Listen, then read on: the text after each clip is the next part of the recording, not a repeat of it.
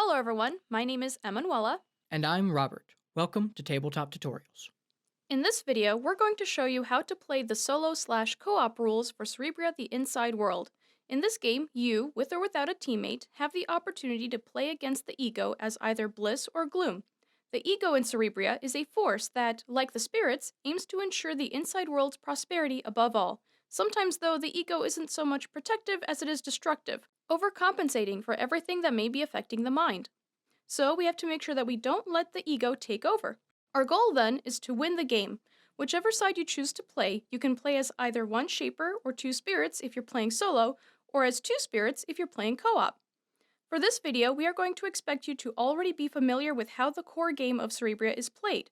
If you are not familiar with how to play Cerebria, we have a video explaining the rules linked in the description below. You can use the rules and setup for either the basic or full game against the ego, with some changes outlined here.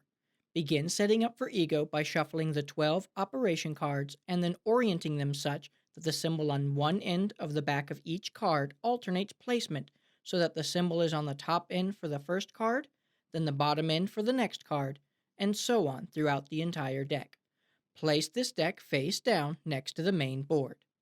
Since Ego doesn't use a spirit board, you can use the back of any strong emotion card from Ego's side to keep track of the willpower it gains. Ego takes essence as needed from the general supply, and it doesn't use a team board or ambition tokens. Next, shuffle Ego's hidden aspirations and keep them face down nearby. Make an emotion deck for Ego consisting of one copy of each mild emotion belonging to Ego's side. Ego doesn't use strong emotions, so those can stay in the box.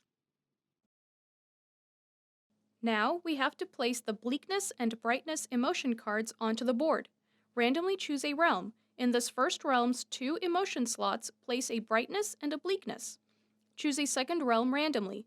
In the second realm, place a bleakness onto one of the two emotion slots. Choose a third realm randomly. In this third realm, place a brightness onto one of the two emotion slots. In all of these realms, the brightness and bleakness cards should be set up in such a way that they are each in their own triads. If you are not sure how to go about choosing a realm randomly, Emanuela and I have a method you might consider trying. First, we number each of the realms like the face of a clock on the main board, so that the Valley of Motives is number 1, then 2, 3, 4, and 5 is the Willow of Values. Then, we collect 3 gloom counters, one that has a +1 and a +2 side, one that has a +3 and a +4 side, and one that has a +5 and +6 side. Shake them up in one hand and drop one token. The face it shows is your first realm. Place the 2 cards, then add the token back to the collection in your hand. Drop another token. Place a bleakness, and then add the token back. Then drop another token, and place a brightness. If a token number repeats, or if the +6 side falls, add it back, shake, and drop another token. Whether you use this method or not, be sure to do a final check that you have 1 realm and 2 frontiers controlled by gloom, and 1 realm and 2 frontiers controlled by bliss. In the realm controlled by Ego, place one of Ego's spirits onto the spirit space. This spirit is called the Influencer and will move only on realm spaces. Ego's other spirit is placed on the frontier space closest to Ego's other emotion on the main board, and is known as the Gatekeeper, moving only on frontier spaces. Your spirits, if playing with 2, should go onto the frontier spaces of the 2 triads your emotion cards are on. If playing with a shaper, choose one of the 2. Lastly, take 6 willpower for yourself and no absorb for your first turn, since you will always play as the first and third player. If you have a teammate, he or she will take the usual 4 willpower and has absorb available as an ability on their turn as the third player. The Gatekeeper spirit always plays second, and the Influencer always plays fourth. Finally, reveal the first operation card, without performing it, and lay it face up next to the operation deck. It would now be the first player's turn. However, before we get into explaining a turn, let's use this time to go over how Ego plays differently from human players. First of all, Ego does not spend ambition or willpower to carry out its actions. Ego also does not gain or spend essence. Instead, Ego takes essence as needed from the general supply. All of Ego's emotion card abilities are ignored. Your emotion card abilities, however, are all in effect, including the ones that affect Ego. Ego can absorb from the origin. However, it has different rules for how much willpower it absorbs, which sphere it absorbs from, and what happens to the willpower taken from the sphere. And ego does not gain sphere bonuses. Additionally, ego's emotion cards can all hold +1 intensity tokens, even if there isn't a slot for one. Ego spirits also have different adjacency and movement rules. To start with, the gatekeeper has access to and can affect all 3 slots in a triad that influences its frontier. It also only moves around the board on frontier spaces. The influencer has access to and can affect all 4 slots that influence its realm. It also only moves around the board on realm spaces. Ego spirits can only move once per operation or turn, and they can share spaces with your spirits, though your spirits still follow the usual movement rules. Now, let's discuss Ego's turns. Ego has a specific format in its play. First, it checks the common aspiration.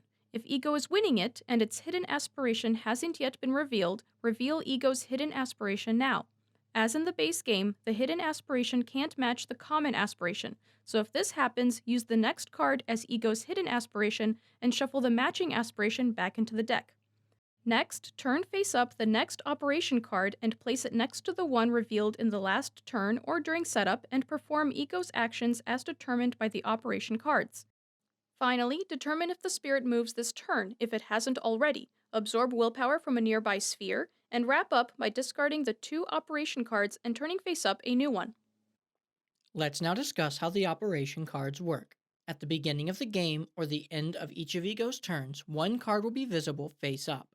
When the second card is revealed, the tops of the cards form a frame that tells you which actions Ego will perform on its turn. Yes, there's a frame at the bottom too, but this one is ignored.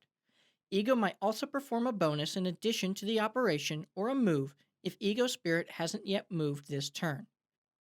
The action and its potential bonus that Ego plays are those matching the first card. Let's look at a few examples. Say that our first revealed card is Judgment. On Ego's turn, the second card is Defiance. This forms a frame at the top of the card. This symbol tells us that the action being taken is one shown on the Judgment card. This symbol tells us that we are performing the action matching this symbol. In this case, it means that Ego will raise an opposing fortress. And if this is not possible, Ego will fortify a realm, still following the core game rules for fortifying either a realm that Ego controls or one that is neutral. Notice this third symbol, which tells us that Ego also completes a bonus action. In the same row as the action just performed, we see that the bonus action is to perform an additional Raze action against an opposing fortress. Keep in mind, though, that the bonuses are ignored in a basic game. Let's see another example. Say that our first revealed card is Endeavor, and our second revealed card is Judgment. This frame tells us that, on the Endeavor card, the action taken matches this symbol, which tells us that Ego will draw 3 cards and invoke the best one with 2 essence. When Ego performs an operation, Ego's active spirit has the opportunity to move should it be necessary to reach a better target. However, if Ego hasn't yet moved at the end of the turn, it will move as shown here, which says counterclockwise around the board. So now we know how to read the operation cards. Let's next go over how Ego carries out a turn from start to finish. After the second operation card is revealed, Ego will first decide which of its aspirations is its target aspiration. The target aspiration is the one Ego is trying to win, starting with the common aspiration. If Ego is not winning the common aspiration, this is its target. If Ego is winning the common aspiration, reveal its hidden aspiration if it's not already. If Ego is losing its hidden aspiration, then this aspiration is its target. If Ego is winning both, the common aspiration is its target. Priority is always to the common aspiration, and Ego will only have one target aspiration for the entire operation. Next, Ego will do something. The operation cards tell Ego what to do, usually an action like Invoke, Intensify, Quell, or Fortify/Raze. Ego may have more than one option for a target emotion slot or fortress location, so it's important that you determine which gives Ego the most impact. Impact is determined first by considering Ego's target aspiration. Ego wants to take an action in such a way that the action changes Ego's standing or statistics of winning its target aspiration for the better, and emotion slots or fortress locations which produce a bigger change in Ego's favor have a bigger impact. If there is a tie between more than one, Ego will break it in favor of which one will give Ego control of a realm or neutralizes the player's control. If there is still a tie between emotion slots, Ego will break it in favor of which one will give Ego control of a frontier or neutralizes the player's control. And finally, if there is still a tie, the action's description explains how to further break the tie. So let's say that openness is Ego's target aspiration, and it's the influencer's turn. The operation cards currently up tell us that Ego draws 3 cards and invokes one with 2 essence. After choosing the best card, which we'll explain shortly, we would choose the best emotion slot to invoke on, starting with Impact. With openness as our target aspiration, Ego's goal is to gain a frontier for itself or remove the player's control of one. So these 4 slots are valid targets. And to make things easier, we'll point them out with ambition tokens. If multiple slots are tied, Ego would choose a slot that also gains it a realm or neutralizes the player's control. So these 2 slots are left. However, this frontier slot gives Ego control of 2 realms, so this is the best slot. Should there still have been a tie, we'd next break it according to frontier control. But because openness is the target aspiration, we've already taken into account frontier control, so we would skip to the next tiebreaker, which has us decide according to the action's description, in this case Invoke. Let's now go over Invoke and the other 3 basic actions and the tiebreakers they use. For Invoke, draw the number of cards specified and choose the best one. The best emotion is one that introduces a new vibe for Ego onto the main board. If there is a tie, the best one is the one with the highest maximum intensity. If there is still a tie, the one drawn earliest is the one invoked. Finally, choose the best emotion slot to invoke on, remembering that Ego spirits can move one adjacent realm or frontier space clockwise or counterclockwise per operation. First, the best emotion slot is the one that produces the most impact. If there is a tie, choose the slot closest to the spirit before moving. If there is still a tie, choose the one clockwise from the spirit. If necessary, move the spirit to where it can affect the chosen slot, then place the emotion on the chosen slot and add essence from the general supply. The cards not invoked are returned to the bottom of Ego's emotion card deck in a random order. For example, let's say that Ego's Gatekeeper must draw 3 cards and invoke one with 2 essence. Ego draws Bitterness, Jealousy, and Dislike. The best card is one which introduces a new vibe. At the beginning of the game, Ego only has Bleakness cards on the board, so all 3 cards are good choices. The next tiebreaker is the card with the highest maximum intensity, which are Jealousy and Dislike, because they both have 3 as their maximum intensity. The next tiebreaker is the card drawn earliest, which would be Jealousy. So, Bitterness and Dislike are returned in a random order to the bottom of Ego's emotion card deck. Now, Ego has to place Jealousy in the best emotion slot, choosing the slot that will have the most impact. First, let's simply figure out where the Gatekeeper can place an emotion card, including taking into account its ability to move clockwise or counterclockwise one frontier space. We'll indicate these 6 slots with ambition tokens. Impact's order starts with the target aspiration. Ego's target aspiration is the common aspiration of versatility, which is neither won nor lost based on where emotion cards are placed. So, we go to the first tiebreaker, which is the slot that would give Ego control of a realm or neutralize player control. That leaves us with these 4 slots. This frontier slot would give Ego control of 2 realms, resulting in the most impact, so Ego invokes Jealousy here with 2 essence, and control is adjusted accordingly. However, say that this slot wasn't an available option. Then, we would go to the next tiebreaker, which is the slot that would give Ego control of a frontier or neutralize player control. That would leave us with these 2 emotion slots. According to the impact priority rules, the next tiebreaker is explained in the action's description. So, for Invoke, that tiebreaker is the slot closest to the spirit before moving, which would leave us with this slot. Should there still have been a tie, the final tiebreaker is in favor of the slot that is clockwise from the spirit. For Intensify, choose the emotion that would receive the biggest total change in intensity. As with Invoke, break ties in favor of the slot closest to the spirit, and if still tied, choose the one clockwise from the spirit. If necessary, move, then place the specified amount of essence from the general supply onto the emotion card. So, let's say that Ego has to intensify one emotion with 2 essence and that the influencer has these 4 emotions in play. These emotions are all valid targets, so we look at the first tiebreaker, which is the emotion that would have the highest change in intensity, which is all four, each changing in intensity by one more. The next tiebreaker, the closest emotion slot, leaves this emotion, so ego takes 2 essence from the general supply and intensifies embarrassment. If pessimism had been here instead, then we would go to the final tiebreaker and choose the emotion clockwise from the spirit, so pessimism would be the emotion intensified. For Quell, choose the best emotion to quell. This is the one that would have the most impact if quelled. If there's a tie, choose the emotion with the highest current intensity. If there's still a tie, choose the one with the highest maximum intensity. If there's still a tie, break the tie in favor of the one closest to the spirit.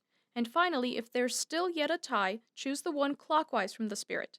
If necessary, move the spirit and remove the specified amount of essence. So, let's say that Ego's Gatekeeper has to quell an emotion by up to 2 essence. It has these 3 cards as valid targets. Going in order from most impact, with versatility as the target aspiration, we see that quelling either kindness or excitement improves Ego standing in the target aspiration. For the first 2 tiebreakers, quelling neither of the 2 emotion cards would gain Ego a realm or neutralize player control, and quelling neither would gain Ego a frontier or neutralize player control, so we go to the next tiebreaker. Ego would now choose the emotion with the highest current intensity, which is still both at an intensity of 1. The next tiebreaker is the card with the highest maximum intensity, which is excitement with 3, so Malice quells excitement, and excitement is returned to the bottom of the player's deck. Say excitement was a different emotion with the same maximum intensity, like cheerfulness. Then the next tiebreaker is the card closest to the gatekeeper, which would be cheerfulness here. If the tie was between kindness and brightness, the final tiebreaker is the emotion card clockwise to the spirit, so Malice would quell kindness. For Fortify and Raze, choose the best fortress location, which is the one that would have the most impact. If there is a tie, choose the one that doesn't require the spirit to move. If there's still a tie, choose the one clockwise from the spirit. If necessary, move, then complete the action as specified by the operation. So let's say that the influencer must fortify a realm and that it's winning the common aspiration. That means we reveal Ego's hidden aspiration, sensibility, which it is also winning. Because Ego is winning both, the target aspiration is versatility. Going in order by most impact, we see that neither of these 3 fortress locations affect Ego's standing in this aspiration. The first tiebreaker, though, realm control, shows us that Ego will gain either the Cradle of Senses or the Land of Desires if it fortifies there.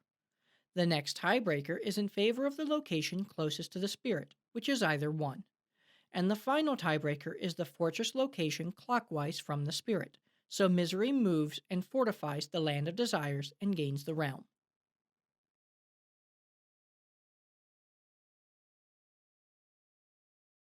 It's possible for certain operations to require Ego to do multiple basic actions. Remember that Ego spirits can only move once per operation, so the first time that Ego is required to move will be its only move for the whole operation. It may also be impossible to completely perform an operation. There are 4 ways to handle this. 1. If Ego is required to build a fortress with a minor fragment, but none are available, Ego uses a major fragment instead. 2. If an action can be performed only partially, like if an emotion can be intensified but with only 1 essence instead of the 2 called for, Ego scores 1 point. 3. If a bonus effect has no effect, Ego scores 1 point, including if the bonus action fails because the operation failed and led to a special operation. 4. If none of the actions specified by an operation can legally be performed, perform a special operation instead. So, let's go over special operations. There are 2 occasions in which a special operation can occur. 1. If this combination of cards occurs because it tells Ego to perform a special operation, and 2. When the operation cards dictate an operation that Ego cannot legally perform, meaning an operation that does not and cannot change the board state in any way. Before performing a special operation, check if Ego might do a special endgame raise action instead. Ego first checks if players are close to ending the game.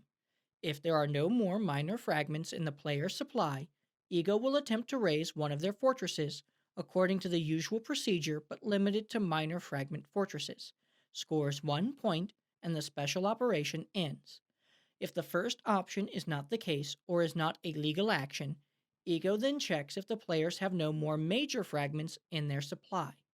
If there aren't, Ego will attempt to raise a major fragment fortress, following the usual rules, scores 1 point, and the special operation is complete. If the players are not out of any minor or major fragments, Ego carries out a special operation determined by Ego's target aspiration. As shown here and on the back page of the rulebook, the special operations have a priority order for each aspiration. After determining Ego's target aspiration, perform the first legal action that Ego can carry out in the priority order listed. Rather than read this list for you, we're going to show you a couple examples via a full turn for Ego. Let's say that Ego draws Judgment and Judgment. Its target aspiration is Versatility, because it's losing it, and this is the board setup with the Gatekeeper as the active spirit. Ego must perform 2 special operations. For each special operation, Ego first determines if it can do a special endgame raise action, and it can because you have no major fragments left in your supply. We determine, using the usual procedure for raising a fortress, that between the Cradle of Senses and the Willow of Values, the Exalted Fortress in the Willow of Values is the best one to raise because it's clockwise from Malice. So, Malice moves, raises the fortress to a minor fragment, and scores 1 point, and the special operation ends. Now, Ego performs the second special operation. Ego does not take a special endgame raise action this time, so we see if Ego can perform the first action in its priority order for the aspiration of Versatility. Quell up to 2 essence from a player's emotion, but only if that eliminates a vibe. Going in priority order for the Quell action and keeping in mind that Malice can move again in this next special operation, we see that, between Kindness and the 2 Brightness cards, Quelling Kindness is the only card that would remove a vibe. So, Malice moves and quells the 1 essence from Kindness, removing it from the board. At the end of a special operation, we have to check if Ego's standing in the target aspiration has improved. In this example, it has, with Ego winning Versatility 3 different vibes to 2. If Ego's standing does not improve, it gains 1 point and 1 willpower from the supply. The operation cards also show that Ego has a bonus action. In this example, Ego gains 1 point. Now we are at the end of Ego's turn. First, Ego's spirit will move if it hasn't already, and the operation card states so. Should Ego draw multiple operation cards and still not move as part of its operation actions, Ego's move is the one shown on the last drawn operation card. In this example, Ego's second operation card shows a bonus action in lieu of a move, so Ego's spirit doesn't move. But even if this operation card did show a move, the spirit wouldn't move because Malice has already had to move in order to carry out the operation card's action. So, we'll just continue with Ego's turn. Next, Ego will absorb. Where Ego absorbs from and how much willpower it absorbs depends on Ego's standings in the aspirations at the end of its turn. This willpower gets added to the back of the strong emotion card we set aside for Ego. Keep in mind, too, that the influencer is in a realm, so there is only one accessible sphere, but the gatekeeper does have to make a choice between spheres. In deciding which sphere the gatekeeper absorbs from, the terms largest and smallest are used. Largest refers to the sphere holding the most willpower, and smallest refers to the sphere holding the fewest willpower. So, let's get into the absorb rules. If Ego is not winning the current common aspiration, it takes and keeps 1 willpower from the largest sphere that the spirit has access to. If Ego is winning the common aspiration and its hidden aspiration hasn't yet been revealed, reveal it now, following the usual rules here for changing its hidden aspiration if it matches the common aspiration.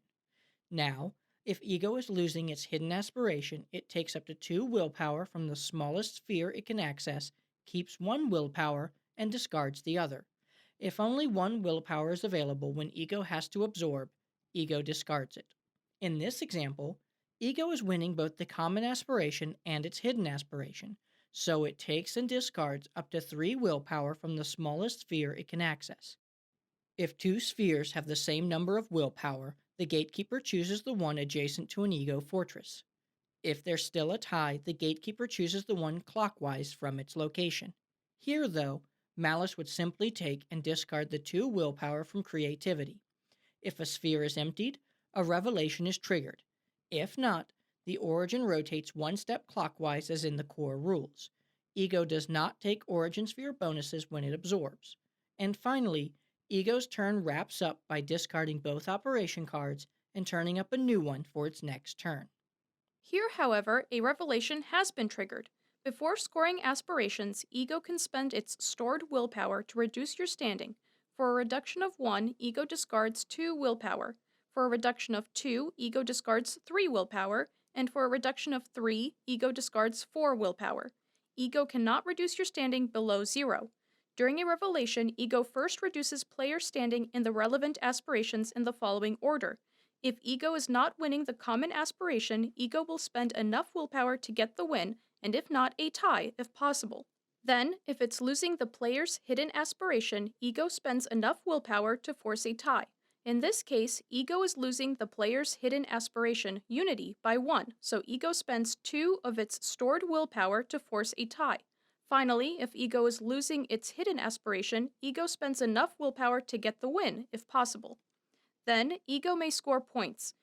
If Ego had only 1 willpower when the revelation was triggered, it keeps that 1 willpower for the next round and scores no additional points. However, if Ego started with more than 1 willpower and has some left over after possibly spending some on reductions, Ego scores that many points in leftover willpower, then discards the willpower. Finally, both Ego and the players add fragments according to the usual rules. In addition, though, Ego gains 1 willpower for each of the player's fragments added to the identity during this revelation, including a player's fortress if added. Last but not least, if the players added a major fragment, Ego considers the remaining common aspirations left to right and removes the first one that it is not currently winning. In this example, Ego would select Fortitude, which it is losing 3 points to 4. However, since this is not the case, we will finish up the revelation as usual, including selecting new aspirations, refill the empty origin sphere with 7 willpower, spin the origin 1 turn clockwise, and end Ego's turn according to the procedure that was already explained.